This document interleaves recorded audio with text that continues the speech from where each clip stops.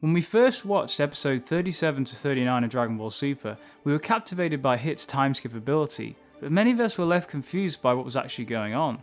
This led fans to question, is Goku faster than time?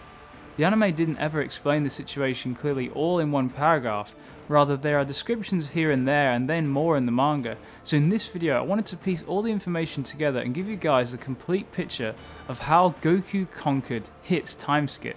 On a side note guys, consider subscribing to us if you're into Dragon Ball and hit the bell so you don't miss any uploads, and actually the best way to stay notified is by following me on Twitter, as sometimes YouTube notifications are lazy like Beerus. In the anime, Goku initially countered Hit's time skip by predicting his location 0.1 seconds after the start of Hit's attack. As Goku had figured out Hit's time skip in his base, he rationalized that the speed of Super Saiyan Blue would be hard for Hit to deal with. Goku was right about this, and as Hit started taking a lot of blows, and Hit realized he would have to evolve during this fight and extend his time skip further than ever before. After Hit appeared to power up his ki, Goku realized the magnitude of his blows hadn't increased. What Goku soon found out was Hit evolved his time skip to double to 0.2 seconds when he was appearing to power up. However, in the manga, due to the whole situation of Hit's time skip not working against the more powerful Goku, Hit actually raised his power level when he shouted so he could overwhelm Goku. As a result, Goku took a heavy blow, but he figured he could predict where Hit would be 0.2 seconds after the start of the attack. What Goku didn't realize was Hit was evolving moment by moment, and by the time of Hit's attack, he had evolved his time skip to 0.5 seconds. Goku appeared finished off after a fatal flurry of Hit's attacks to his vital points, but then Goku unveiled his secret trump card, overloading the power of Super Saiyan Blue with the Kaioken technique. It was a very risky gambit, but once he had managed it, he was able to use it, as we're going to call it, for several minutes. Goku had evolved since the Saiyan Saga that instead of using Kaioken for short periods of time, he could stabilize it for long periods using the extreme ki control of Super Saiyan Blue. At this point, Goku's power, speed and all other combat abilities were doubled. Hit couldn't then see Goku's movements anymore. Goku then continued to increase the Kaioken multiplier to 3 times, then 4 and finally 10 times. Suddenly Hit realized he couldn't evolve to match Goku's combat abilities, suddenly increasing 10 times in magnitude.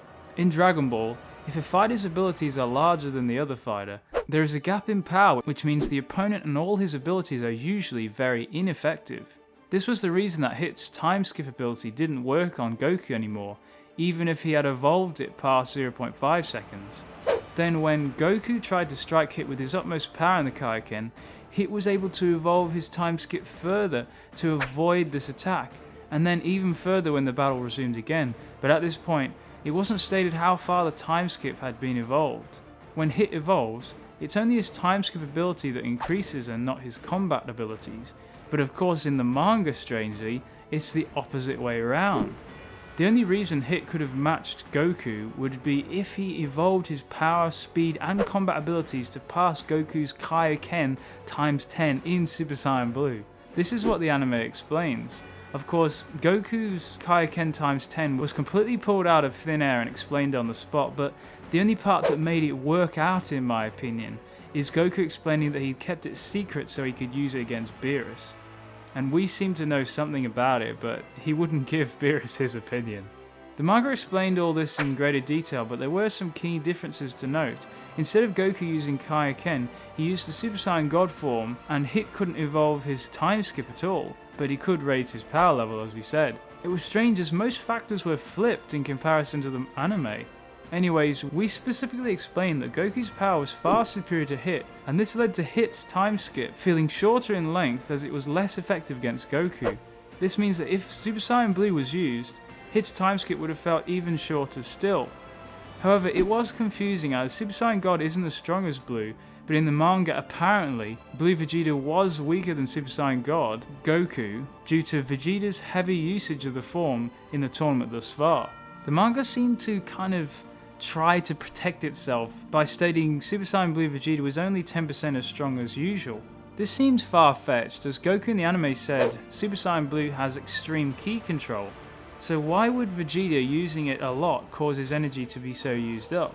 There is a contradiction here, of course, which is a shame, but it's probably because Toei wanted to create a backstory for Kaioken being possible, and the only way was to state Super Saiyan Blue has extreme ki control. The only reason why Goku could overcome Hit's time skip was because of the classic Dragon Ball formula. When you become stronger than someone, their techniques become worthless, just like the manga version of the fight portrays. You gotta remember back to the Buu arc where there's an example of this. When every other human on Earth was turned into chocolate, it was only Vegito that could maintain his strength and control for no reason other than simply being stronger than Buuhan.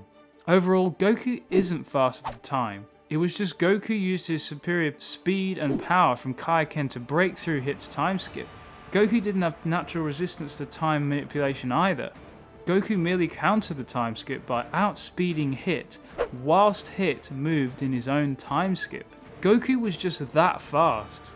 Hit even said that he couldn't keep up with Goku even with time skip. And then once Hit was out of his time skip, Goku was actually always in a different place than when the time had stopped, and Goku could then counter faster than Hit could even react.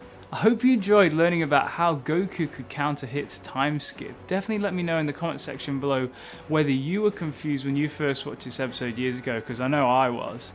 And also, in case you missed it, check out this video up in the corner, fully explaining in the anime versus the manga about Hit's time skip, going into more depth there. So definitely guys, go check out that video as well. Thanks guys, and if you enjoyed the video, press that like button and I'll unlock your full potential. No, I really will. And subscribe to expand your knowledge of Dragon Ball and get coverage of Super. And lastly, check out the following videos of mine coming on the end screen. Thanks! Kai Kai!